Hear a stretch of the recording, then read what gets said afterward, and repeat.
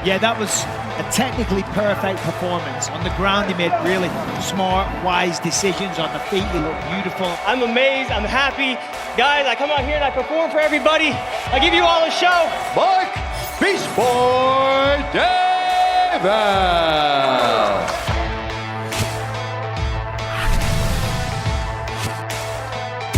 Welcome to UFC Unfiltered. Please tell me that's on video. I've never been happier. I'm made for a fucking podcast. We're dangerous. Listen to me, we're out of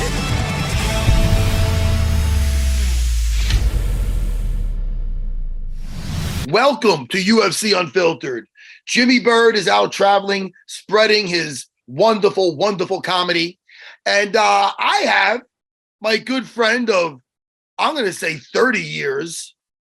Geez, that sounds like a long time. Ray Longo, coach of champions. Champions. Yeah. Longo, hold on. How many people have 3 champions? What do you have? You have 3. 3. Maybe, listen, and Marab's on the horizon. How many people have 3? Let's talk about that. I'm going to say the only guy probably is Javier Mendez. That we like Javier Mendez. 100%. Great. We can't guy. hate on him. We like him. But does he have 4? I don't know. I'll tell you. the key is, I don't know. It's all good. I got nothing to say. But we actually know each other over 30 years, though. That's what I was going to bring up. That is Longo. Whoever thought? That's horrible. It's scary. You listen. You know what's funny though? We're doing pretty much, besides some fun things like this, we're doing pretty much the same exact stuff.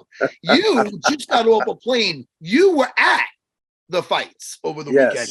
People always like to hear, the behind the scenes, footage, the scenes, what's going on there, what it's like there before the fight, after the fight. You were cornering Pampos. Now, what is his full name for the people that don't know? Or Greek? I mean, the pronunciation is Serra-Longo Gregorio. Don't say Gesundheit. Well, we call him Pampos. We call him Pampos. Now, that was officially his first fight because he won on the Contender Series, no? Yes. And it didn't go great. Nah, very disappointed. He got compromised with the calf kick early, and he just never recovered from it. But he's a lot better than what he showed, and I hope he can get back on track. But hats off to Chad, who did a great job against him. I don't want to take one iota away. He fought the way he was supposed to fight. He was fighting for his job, and I think everybody should go in there like they're fighting for their job, whether it's for their job or not fighting for the job, but have that fucking mentality, you know what I mean? Where you got to walk through a lot of pain a lot of times. This ain't an easy sport, and everybody should be fighting like that. So Chad and Elliger, did I kill his last name? Listen, hats off to him, Longo. Yes. He made you have a miserable flight home. Yes, he did. Isn't it weird, dude? Like, we didn't have those calf kicks, because you told me that Pampos had an excellent camp. Excellent camp. Now, what are we talking about? One calf kick, it takes everything away? How good is that? I don't know if it was one, but I guess if you hit that nerve right, man, it's, you saw, like, the first time I think we saw it, and I could be wrong on this, was when I think it was Michael Chandler. And, again, mentally he wanted to fight, but he couldn't even, I think they called it drop foot. He couldn't even walk. His ankle would buckle every time he put pressure on it. So I think the biggest thing is if you are getting hurt, you got to disguise it a little bit. Once a guy sees that it's hurt, I think it's just the motivation is just goes through the roof that you cause some damage. But I'm going to say this, in the last bunch of years, that's the biggest technique I think changed. That those calf kicks can change a fight. As far as a technique that could change a fight, you know what I mean? Like, some guys have power, some guys have speed, but those calf kicks will negate a lot. And hats off to him. He got it off, and Pampos couldn't recover. It's amazing that, all those hours of conditioning your body, like, you can condition your legs somewhat. Like, you know what I mean? Even your shins and your class shins. But What do you do? What are you doing? What are you doing with that ankle? I mean, it really is it's kind of like my leg has been beat up. I'm sure so is yours. Your thigh, like, it was bad enough getting through that at the beginning. You know what I mean? You were bruised from your knee to your ass. You took a lot of leg kicks, but people did adapt to that. I'm somehow thinking that that's what's going to happen with this. They're just going to get used to getting kicked in the calf. But like, again, you hit the nerve right. It's a major problem. Let me ask you something, Longo. Tai Tuivasa. Now, he lost. Is this his fourth in a row that he lost? He was down 3. Fourth straight loss. Yes. That's rough. That's rough for anybody, but yet he's so entertaining. And you know what sucks? He had his moment in that fight. So it's like, he's getting back on the horse. And man, he's Marcin, I should say, Robelis Despania. Okay, yeah, Robelis Despania versus Tai Tuivasa. What does that do to you? What do you think about that? I go with Robelis lasagna. No. But anyway, no. Listen, what do you think? Listen. If he's gonna listen, I'm not calling him a gatekeeper, but if you lose 4 straight, you're kind of lucky to have your job, and he's got to know that. So why not? If you want to give this Robelis some a kind of like fast track him, so to say, what better way than fighting a guy with a name who likes to stand up? Let's fucking go. Huh? How old is Robelis? He's 35. I know what you're going to say, Longo. Wow, is he 30? He look like Robelis is 35. He looked like a young kid. Well, they you know what they say. It does not crack. No. Holy shit, man. Longo, this is what I'm going to tell you.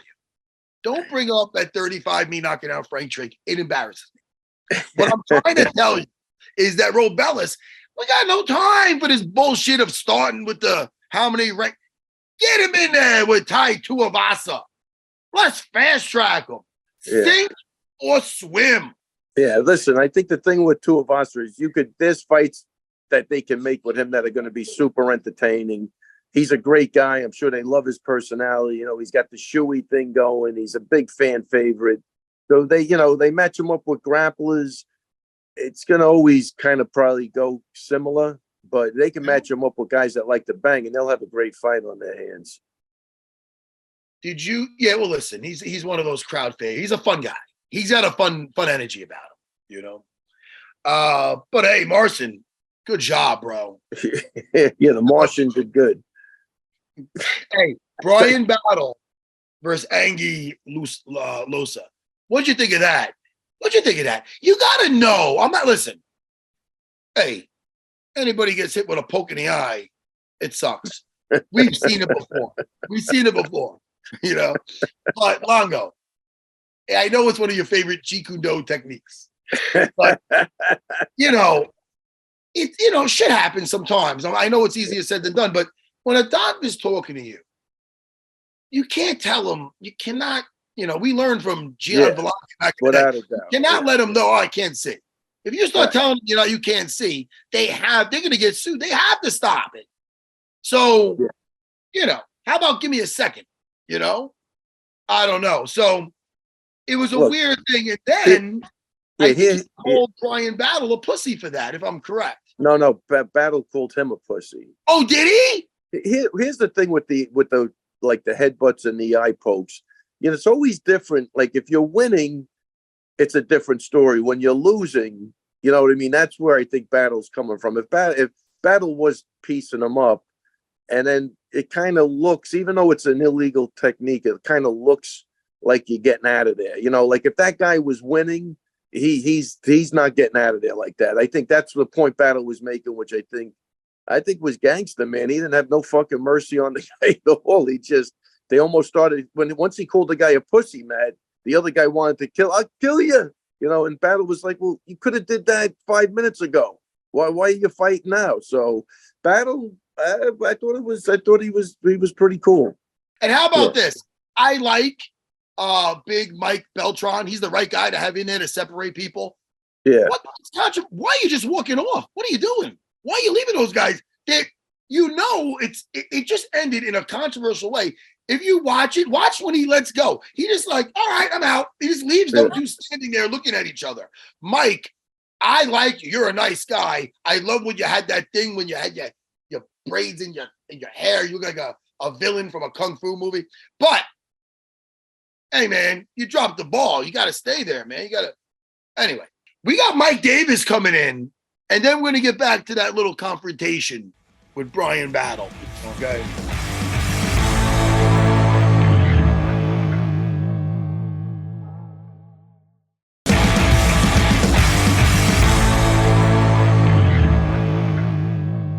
Longo, I'm literally in my gi pants still. I literally came from the school. Oh, wait, don't tell me. You taught the 7 o'clock class, then you took a nap. Yeah, you're sleeping at that time. Sorry, Mike Davis. Mike Davis, nice to see you, man. I'm sorry you had to see that. Now you're good. Yeah, you know what? I'm telling my friend of 30 years that I taught the morning class and I taught the noon class. He cuts me off and he starts making fun of me. Oh, you taught the morning. You need a cookie. You want a cookie because you taught the morning class. I'm sorry, Mike Davis. Let's start right now. Mike Davis, nice to see you, man. Congratulations on your win. Thank you so much. You can hear me, right? And unfortunately, you could hear us. So I'm sorry. Yeah. Thank you. Thank you so much. Yeah, Mike, great fight. And I know I spoke to you, right after. The check's in the mail, Mike. Keep waiting. The check's in the mail. You're going to be a happy man. I'm hoping. Is that a private joke with the checks in the mail? Kind of. Well, why don't you let me and the whole unfiltered audience in there? You guys you bet against him or something? What is happening, Longo? Well, I think he had a great performance. He could have gotten a performance of the night, but he'll get something in the mail. Oh, okay. Look. If I were to look back onto the card and to match up the fight, I went against Natan Levy, right? A prospect coming up. He's on a 2-fight win streak. He's never been finished before. He's an amazing wrestler, amazing grappler. He finishes all his fight, or sometimes not all his fights, but he takes down people. He wins decisions, which means that he is able to showcases a lot of his technique and skill. I beat this man without getting touched. I feel like that's deserving of a bonus. Yeah. Hey, speaking of bonus, I heard you got 20% of his purse because he missed the weight. That's right. I did. So that also confused me. I feel like something was off with him because I don't know if he really wanted to fight me. You missed weight by 0.5 pounds. What is that? That's like 10, 20 minutes in the sauna. And he didn't even want to do it. He didn't even try, nothing. The only thing I could say, Mike, is I saw him getting out of the elevator, man. They literally were carrying him. So I think he was struggling. Okay. Yeah, he didn't look good. I didn't see that much. Yeah. Going on the way to the weigh-in. So I thought I mentioned that to you when I saw you at the hotel that time. But yeah, he didn't look good at all. Like I didn't even know who it was. I know who it was now, but I mean, because he had a hood on and they were just literally, there was like a weekend at Bernie's. They were just dragging the guy around. So, I didn't know but that. whatever, man, that's the wrong, and I think he kind of blamed the weight cut on the PI too, which that's not going to win him any fans. Yeah, that's not great. Hey, I mean, we both have the same weight cut. Yep, 100%. Dude, you did your job. Hey, Mike, you did your job, and you deserve a bonus. But that unfortunately, a lot of times that's not the way it works. No, I know how it works. I know how it works. And Mike, I'll tell you, man, you're doing something right. 4-1. I mean, Gilbert Burns. Was that fight? Just bring us back because that was a while ago, man. Yeah. Last 4. How did that fight come about? That wasn't a last minute thing? Just to refresh. That was a very last minute thing. That was a 4-day notice. 4-day notice fight against Gilbert Burns. So I was actually working on an oil change at Tire Kingdom when my manager called me and was like, "Hey, UFC just called me. They're willing to offer you a fight in the UFC. Now, this guarantees you a 4-fight contract. The only thing is that it's against someone I don't think it's the right moment for, but again, it's 4-fight contract with the UFC. So we're going to take it." And I was like, who is it? He's like, "It's Gilbert Burns." And I was like, "I don't even know who that is. So let's run it." It was Yeah, this You is know, back then. it was a while ago. I mean, that was It was back 4 or 5 years ago, 2019. 4 years ago. Yeah. Wow. And I remembered enough that it was a short notice thing. That's why Yeah, it was short notice. I knew there was And something I had just fought 3 weeks prior at 145. right. So I mean, listen, I was coming off my seventh win. That's also a tough welcome opening. I feel like that's the toughest you can get. What is he ranked? Like he was ranked like number 5 in the welterweight division. Yeah. A title contender. He's fought for the title.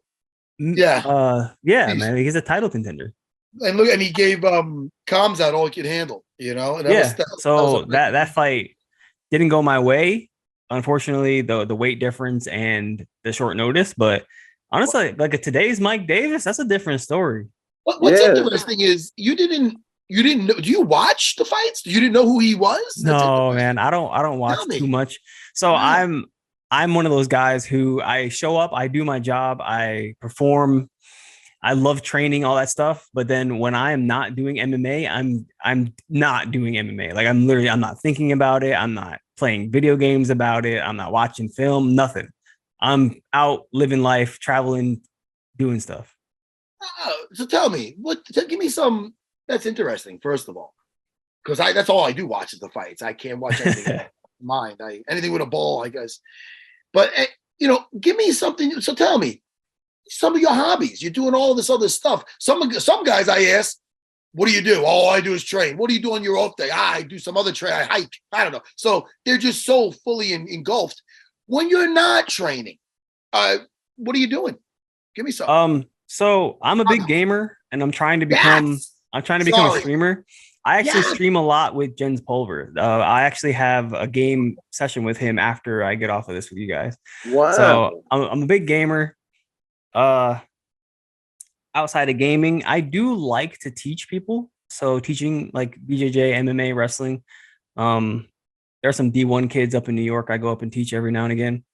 So that's always fun to me. But I just feel like you mentioned hiking. I don't think of it as training. I think of it as like adventure and freedom. So I love to go hiking. Oh, you go hiking? Is that like one of those like hiking with the sticks like this, or hiking like you're climbing like mountains and shit? It's probably like more stick. I wish I could climb like mountains and stuff. You don't want to do that. I would get adventurous. Yeah, you'd be like that. Yeah, I want to see more of the world. I feel like I'm 31 now, and I've traveled a bit, but not enough. So for me, I'm trying to get out there more. Nice, really nice. Like anybody we would know back in New York that you come down and train with or train? It's a Long Island or it's upstate New York? No, it's upstate. Okay, that's a different. It's a different area.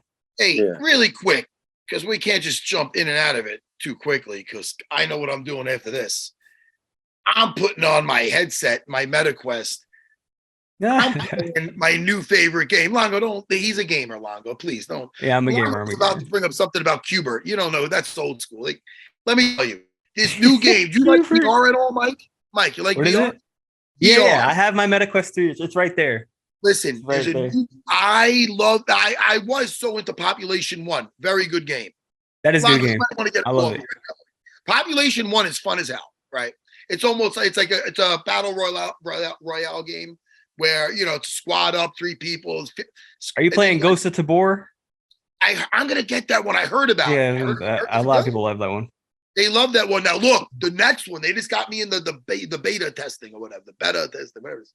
It's called Contractors Showdown. Okay, I played Contractors.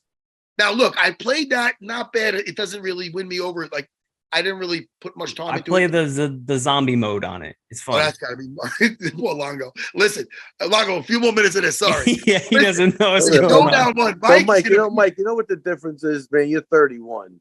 This guy's 51. I mean, I hope when you hit 51, you put down the fucking. No, don't, Mike. I'm not going to. No, I give you hope. I give you hope. Listen, Contractors Showdown. I talked about when I was on the Joe Rogan. I talked about Population 1, Mike, and this guy saw that, so he hit me up. He goes, "Try this. This is my new game. It's gonna be out there, dude." He got me the early testing. These are the perks from being on a show. I couldn't even play Population 1. And I'm a Is that nerd. good? Nerdgasm. It's like That's the battle royale version of Contractors. know what it is? It's you ever play Call of Duty Warzone? Yeah, I play it every day. It's like that. Is that where it's like that's a battle royale, isn't it? Yeah.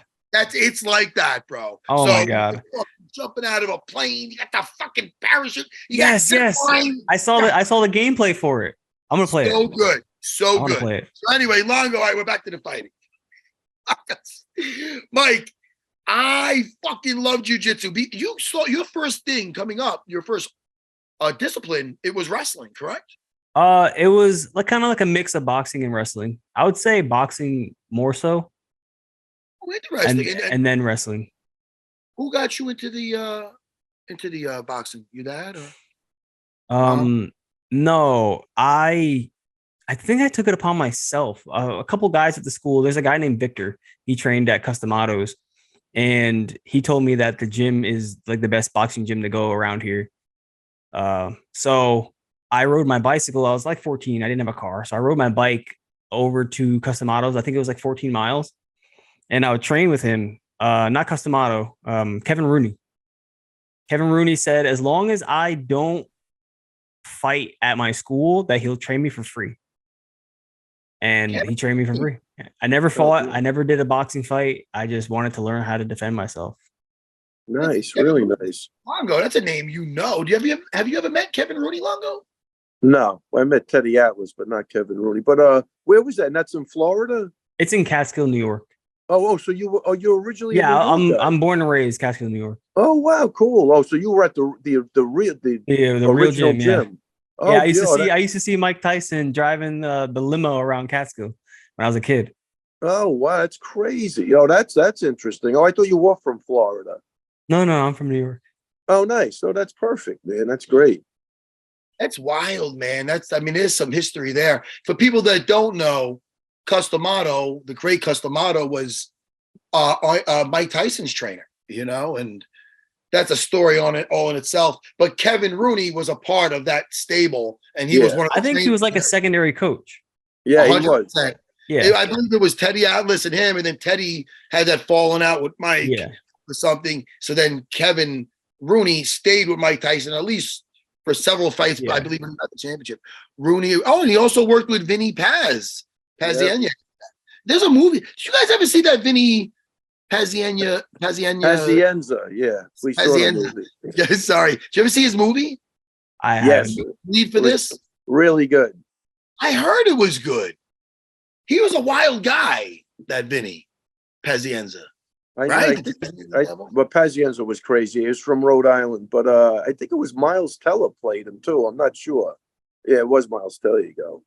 Oh, I like it. It was great. It was a really good movie. You would actually love the movie. I'm gonna watch it.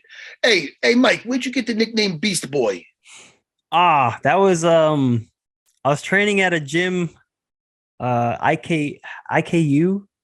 It's a Kyokushin karate gym in Saratoga. That was my MMA school. Technically, that was the first place I really learned jiu-jitsu. So while I was training there, because I come from wrestling and boxing, when I was getting ready for my first fight under their name with them, they were putting me with a wrestler, just random guys. So one would be like proficient in wrestling, and they would send him in and out wrestle him. So they were like, okay, you go in. And he was a grappler. So instead of wrestling, he would start like trying to grapple me and out grapple him. And they'd be like, you go in. And I was a boxer and a kickboxer, and I would just outdo these people in their own sport. Then one guy, Eric, I forget it, Eric Jenks, Eric something. He was like, dang, this kid just adapts to anything they throw at him. He's like Beast Boy. And then that stuck ever since. And people that don't know, Beast Boy, I believe if it's the same one, is from the Teen Titans. Am I right? From Teen Titans, yeah. Longo, he's one of the better characters. He's one of the more comical, more down-to-earth, loving, happy characters. But anything you put him in, like you throw him in water, he's a fish. You throw him in the air, he's a bird. No matter what you throw at him, he can counter. He can adapt to it. If you like that character, now look, I didn't like the follow-up seasons lost me. but the first seasons on Max, it's on the streaming service Max. Oh, yeah. The called Titans. Titans. And they have him in there. The kid played him excellent. But I haven't actually watched it's an adult version. It's a lot, there's sex in it. Well, hold on. Yeah, I haven't watched it. He's laughing. Why? Longo? That's a sin, Longo. What are you going to say? Think about what you're going to say. What is it? No. Keep this going, because keep talking about Beast Boy or whatever you say. I gotta hit the bathroom. I'm coming right back. I gotta go. Yeah, talk about another video game. All right, listen, Longo's gonna go take a shit. All right, Mike Davis. Hey, that head and arm choke. It's got to be.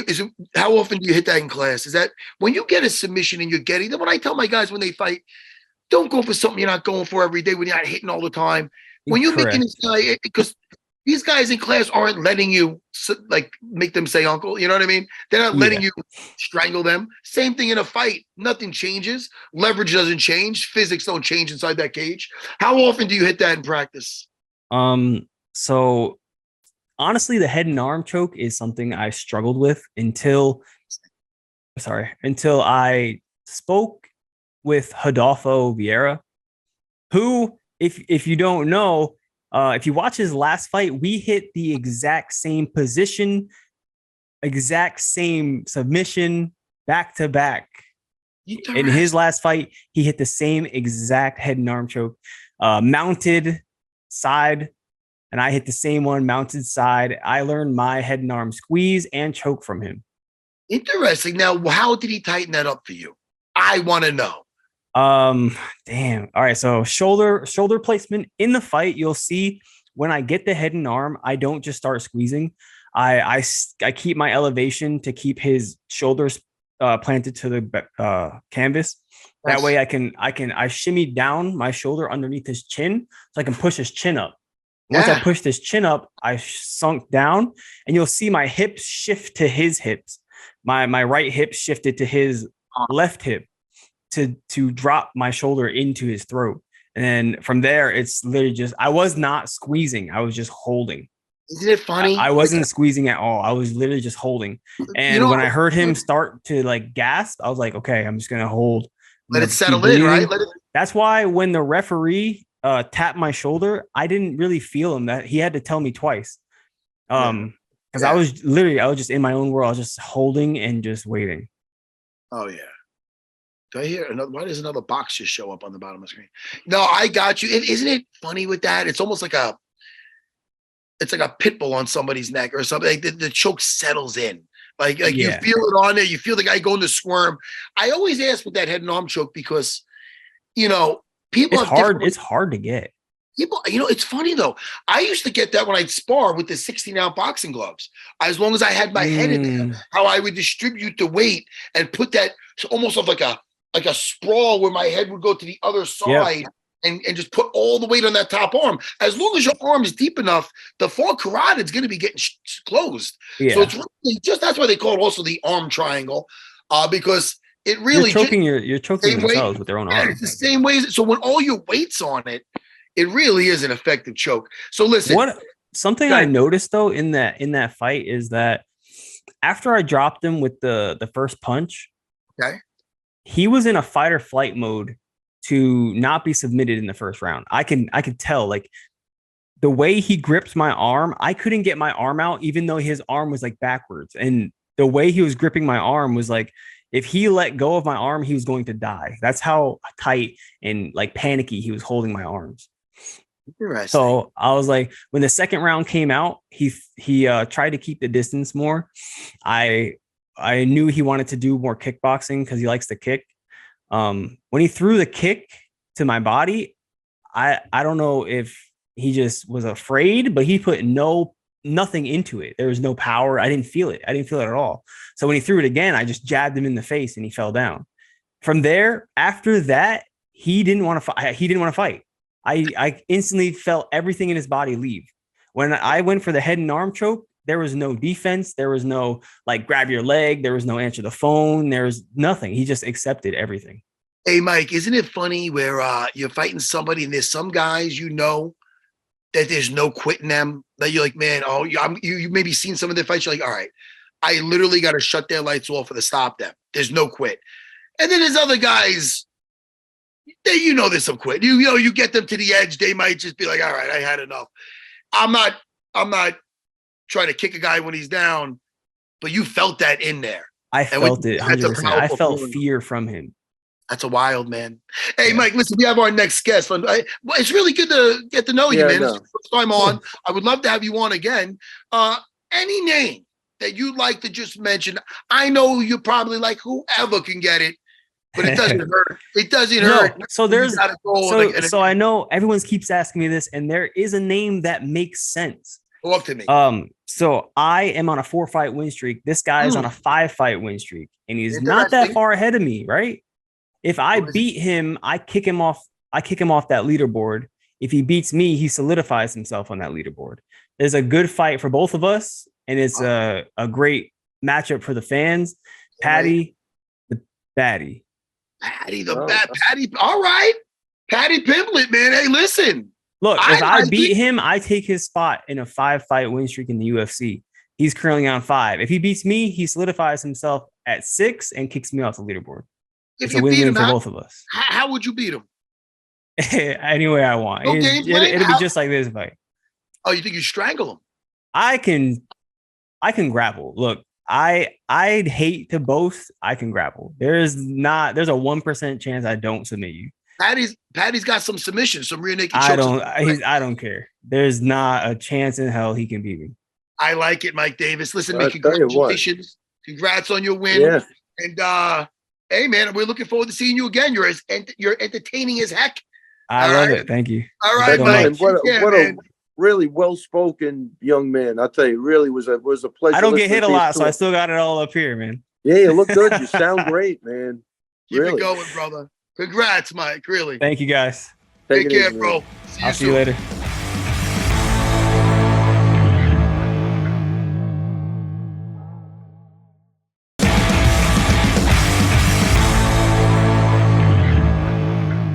That was fun. I like to get to know the. I'll tell you what a nice kid, man. What a nice, well-spoken kid. Wow. And yeah, he got a head on his shoulders. Yeah, 100%. That was actually refreshing. Very well spoken. Does he remind you of a young me? All right, we got Mike Glazer. Mike Glazer, the comedian, back on again. He's been on before, and I like him. I like him a lot. Let's bring him in. I like talking to the comedians, man. I think the comedians and the fighters, there's a lot of similarities, you know, because there's that fear of maybe not getting hurt, but of getting embarrassed. Yeah. Mike, what's up, man? How are you, bro? Good to see you, Matt. What's happening? Hey, good to see you again.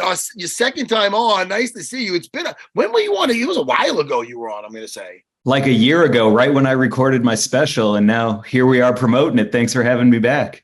So fucking great. This is the great Ray Longo, my trainer. And more importantly, Chris Weidman and Aljo Sterling's trainer. He likes to drop their names before me. And then also Marab's trainer. So he's the trainer of champions. Mike, how you been, man? What's new? Oh, dude, so good. I just heard you talking about the parallels between fighting and comedy, and definite, right? Like fight or flight mode, dig in, dig deep, practice how you play. And you know what? It's more than that. I hear comedians talk about traveling on the road, their gigs and this and that. It not only reminds me of traveling for fights, but also as a martial artist, traveling for seminars where you're going. I've heard, I believe, Louis C.K. and other fighters, other comedians. You feel like I've heard it could be the same exact thing. They're there to do a gig. I'm there to do a seminar, right? You go and you don't talk to nobody. You got nothing going on until the seminar. You go, he says he goes to a mall. He orders a soft fucking yogurt. He goes to a movie and then stuff. And then when he gets to the thing, the first time he said anything to anybody all day, it's the fucking comedy guy. I don't know. You feel like a drifter, in other words. Like, you know what I mean? That's Definitely. Something that's a little, and then you're doing what you love. And in the beginning, there might not be money in it. And then when I don't know, there's a lot of parallels.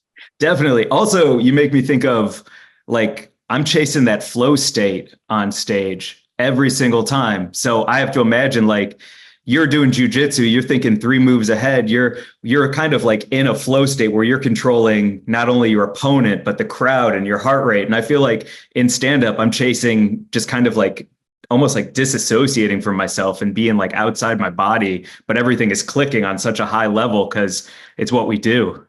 When you were young, like were you like in like say elementary school? Were you the class clown or? No, man, I was a nervous little fat kid eating nothing but Hot Pockets, man. I didn't, but I was a hockey goalie. So discipline was really important to me early in life. And I ended up being the best roller hockey goalie in the country and winning a gold medal with Team USA in the Pan American Games. So, you know, being that little nervous kid who was stuck in the goal because he was fat, you know, I turned it around and became the best in the country at something. So it all worked out.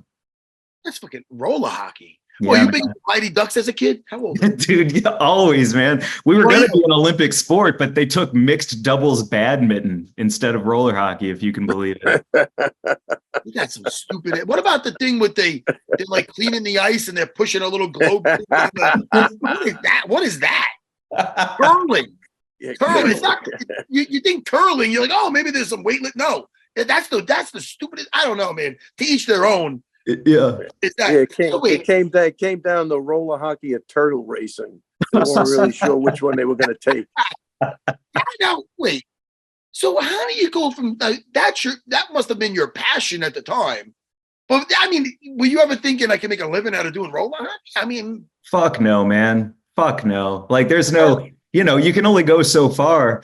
But they're not going to put a roller hockey goalie on a Wheaties box. I don't know where those brand deals are going to be coming from for roller hockey. So, you know, it's smarter to pivot into comedy where the future is so safe and there's just tons of money to be made as soon as you start. It's a real safe bet to get into comedy instead of roller hockey. Everything will work out all the time.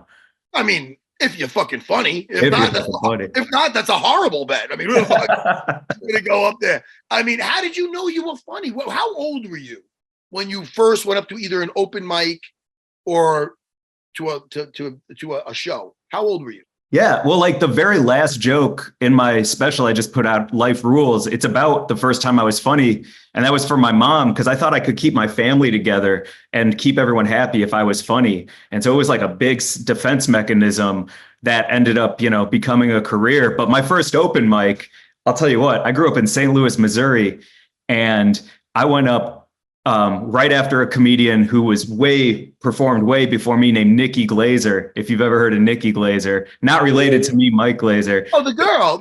Nikki. Yeah, she's amazing. She's so funny. So she goes up, she's back in town doing theaters already or something, and she crushes. And then I have to follow her. And I didn't even know how bright the lights are. So my hand is up over my face. I'm trying to see people. I'm stuttering and stammering, trying to talk about how weird clowns are. It was a nightmare, man. I bombed my ass off. How old were you said? Man, this was probably when I was something, I don't know, like early 20s, something like that. Right? Oh, yeah. So you were still very young. Yeah. And when you were a child, and that was like your first making your parents try to laugh to keep your family together, did they stay together? They stayed together, but it kind of wasn't my response. It wasn't my comedy. I'll give him that. They worked hard to stay together. I don't think I was that funny. That would have been technically your first bomb. If they got divorced, that's a horrible bombing. Yeah. That would have been your fault.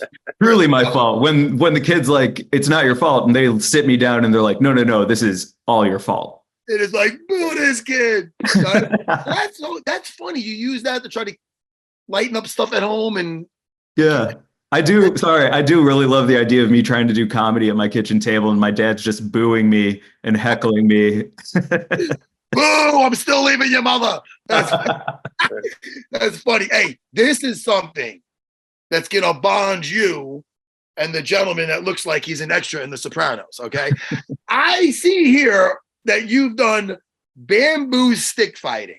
Yeah, man. Longo. What's it called? Eskrima. Bamboo stick fighting. Eskrima. Oh, no, you did Kali. I knew it as Eskrima. Is that the same as Kali? Yeah, same thing. Yeah, all same. Who was your instructor? This was a long time ago in St. Louis. I can't remember. His first name was Charles, but I can't remember his name. But I just remember the 6 counts. Yeah. Sure, nice. Longo loves the sticks, man. Longo, could you please? And I'm going to put this to a video to this. it was a couple of years ago on your birthday, you had the sticks in your hand. And move over, Steven Seagal, because I put you versus 3-4 thugs. You were moving. Unless they put that shit in fast forward, Longo, you know what I'm talking about. Yeah. Could you please send that to me after? I want to show Mike. Yeah, please. I did more knife and pocket stick stuff on that tape, but yeah, there's a couple of old. I trained with some really good collie guys back in the day, or Eskrima guys, Dan Inosanto and Paul Vunak, a couple of those guys. They were really. Dan Inosanto, probably the best Escrimador that I've ever met, for sure. So shout out to Dan. He's still alive, still in his 80s, still booking. Wow, that's incredible. No, what guys were awesome. You know what I'm going to say, Longo, because I used to do it too a little bit in the beginning of not a lot, but a little bit. You know what I'm going to say? Oh yeah, he's a big Wing Chun guy. No, I'm talking about the Dog Brothers. Oh, the dog, yeah. You remember the Dog Brothers from fucking Cali or somewhere in West Brothers in West the West Coast? These guys were stick fighters, and they used to hang out with the Machado brothers. Dude, they used to beat the shit out of each other with sticks, and then when they tackle each other. And they start putting the stick in the neck, fucking going for the fang choke and shit. It was, I mean, no, that was it. It was the fang choke. Yeah. There's a reason why there's no Dog Brother schools around. It was brutal shit. Hey, Mike, are you doing any training now with anything else? I'd love to. Actually, I'll ask you this, Matt, because I have a little tear in my shoulder from doing dips, and my orthopedist was like, yo, I think you need surgery. But now I'm hearing all these things about blood and PRP or something like that, and getting alternatives to getting my shoulder scoped. And so I'm looking into avoiding surgery and maybe doing some kind of stem cell, something or other to try and heal it. Longo, do you know about that? Yeah. I don't know too much about this. I know that people leave to go to Colombia or somewhere to get the good stem cells. I don't know what goes on in the States. I don't know what they have, but I don't think it's the same. Hey, Mike, I'll tell you. Mike, look up. The guy was on Rogan. The company's called Ways to Well in Texas. Really, give it a shot, man. I think they have they have those peptide treatments that seem to be people are raving about. I bet you there's certain injuries. I think the shoulder's one of them, like the elbow, and that the some of those peptides and the PRP, the stem cells, really work a lot. I bet you could get away without getting surgery. Rogan claims he had a tear in his shoulder by an MRI, and he went for those treatments, and the tear was gone. The doctor was kind of like baffled. So that's I think what I'm talking about, man. Yeah, there's so many advancements, but the company is Ways to Well. He seems like a great guy, very conscientious, passionate about what he does, and I bet you get great results with that. I'd give it a shot. Thank you. Yeah, because I've always wanted to just smoke some weed and try jujitsu. I've never tried rolling on the mat before, and I feel like getting a little high and doing it would be the move. Yeah. Well, listen, not only would it be, it's the move for me daily. And that's two of my favorite things. You throw in the VR, 3 of my favorite things. Sorry, I'm a gamer. 50-year-old gamer. Listen, your new comedy special, which you can find it's going to be on your YouTube channel, right? It's on YouTube, and then at the end of this month, it'll be on Spotify, Apple, Sirius, all the audio places too. It's called Life Rules. Now, it's life with an exclamation point. So it's more like Life Rules, not Life Rules. Well, it's both, because I do think life is awesome, but I've made a lot of mistakes in my life, and I got some new rules about how to be a better human being. So there's definitely some duality there. This is your first special. Yeah. Now, when you're shooting a special, how is it like? Do you try to kind of treat it like any other gig because you don't want to be too uptight or anything? Because this is your first one. Yeah. So what was your mindset going into it? Just another day, like me, I'm going to a fight. All right, Longo's telling me another day of sparring, but with bad intentions. You know, but I know what you mean. What is your thing? I mean, I treat it like a championship game. Like it's game 7. It's game 7. So I can even tell watching the special where I sink in and settle, and I'm just in the pocket. And those first 10 minutes of it, I can watch myself, if I was to equate it to being a hockey goalie, making those first 2 or 3 saves, settling in, getting comfortable, feeling lean. And then the last 20 of it, I'm just cooking. And I went to Edinburgh Fringe Festival and just performed every single night for 30 days to lead up to it. I was treating it like training, getting ready for the championship. Really? That's wild. Nice. Yeah. You know, you said you started around like 21 or what? So you've been doing this. Oh, I should be honest. That was my first open mic, but I took comedy serious, like stand-up comedy serious. This is like my 6th or 7th year. I did Second City Chicago for a really long time and was more into the improv and sketch stuff. And when I moved to LA, it's when I started taking stand-up seriously and wanting to make it a career. So I'm not 20 years in. I'd say I'm a healthy 6 or 7.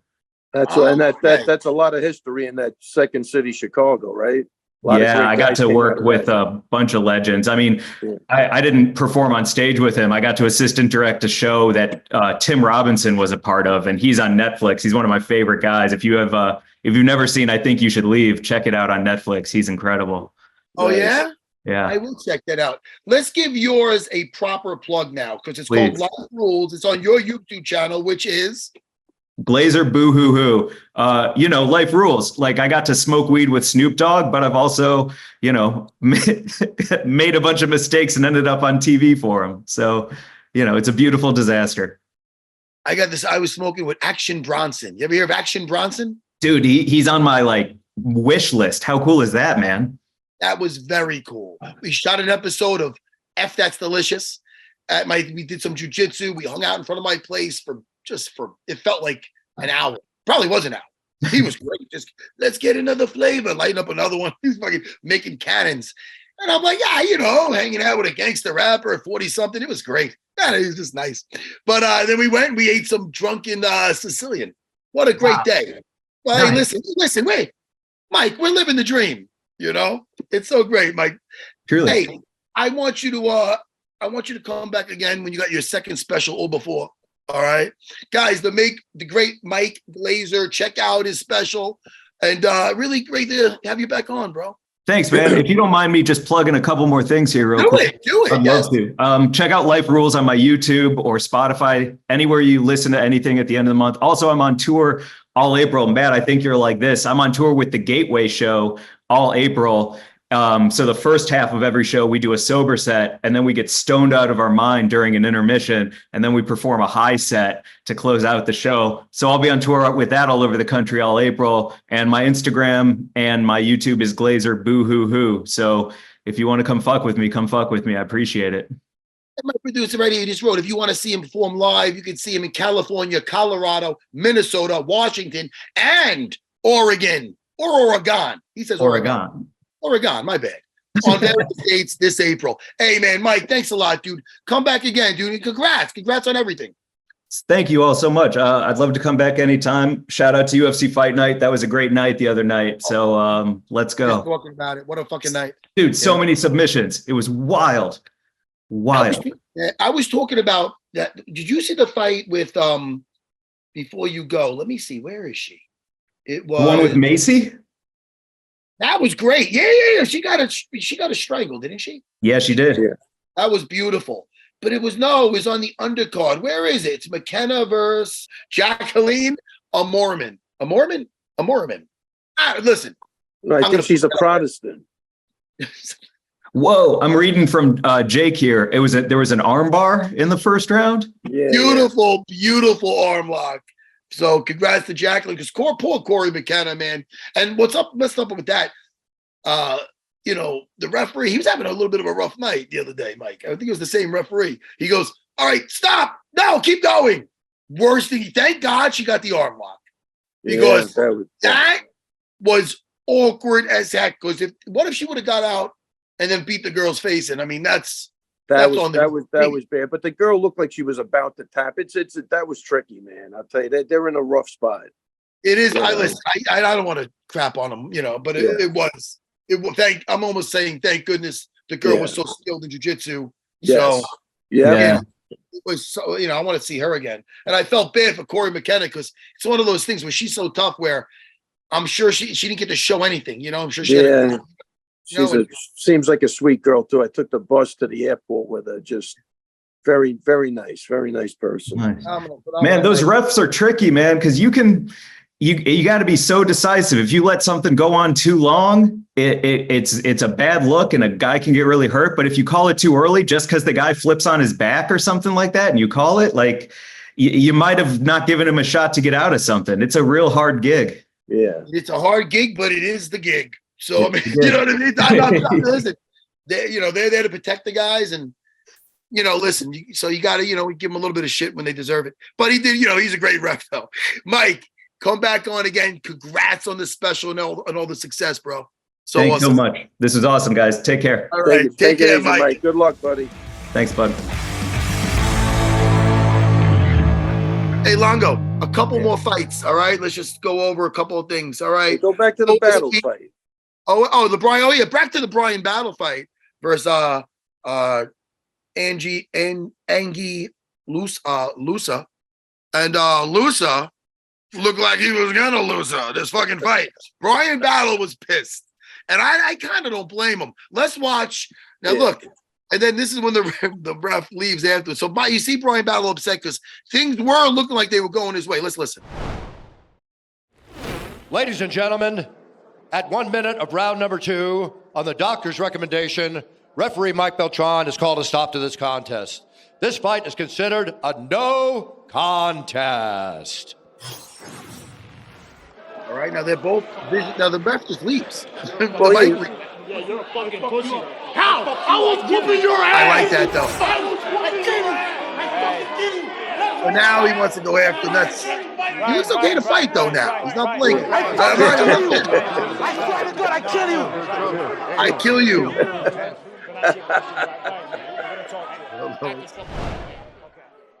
All right, we got the gist of it. Now look, he had his chance to kill him. Let's just call it the way we. And suddenly he looked ready to fight again. Here's the thing: you're caught up in the. I'm not saying he took the way out. The fight wasn't going his way. I feel bad for Brian Battles. Right. Things happen. Next time. My point on a lot of that stuff is if the other guy was winning, then you're 100% know that he couldn't see. That's a guarantee. But it's always coincidental when the guy's not winning. But you don't want to fuck around with an eye poke. You only got 2 eyes and that type of shit. But I don't think the ref did anything. I mean, the fight was over. They took like 20 You can't seconds. leave him alone, though. My thing Well, is, you got Bisping in there. He could take care of business. well, I like that you're sticking up for Beltran. Next time, stay between the guys. There was about to be a riot. Well, we never saw that before, where a guy poked a guy in the eye. It's called. Yeah, you ever hear the name Paul Daly? What are you talking about? Stay between these fucking guys. And that one, Dan brought him over. Hey, look, he wants to say good job, and the guy gives him a left hook. Anyway, hey, props also to OSP. Yeah. Got it done, split decision, but he got it done. Kennedy was tough. He was in there, but he got it done.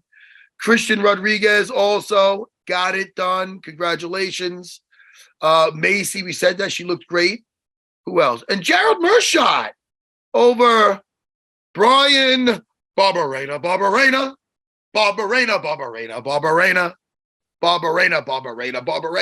Hey, Longo, Barberena. So Barberena lost to Gerald. And, is a good night for jiu-jitsu, I'd say. Yeah. Really quick. Jacqueline's last name, because I want to pronounce it the right way. Producer, please spell that out for me, because we don't want me butchering these names. They deserve to have their names say correctly. Amormeme. Jacqueline Amormeme. Longo, we had so much. How much fun did we have? I gotta go, man. Come on, let's get the fuck wait out a of minute. here. Are you fucking kidding me? I can't take any more of this. Come on. Longo, we're done. Hey, listen, man.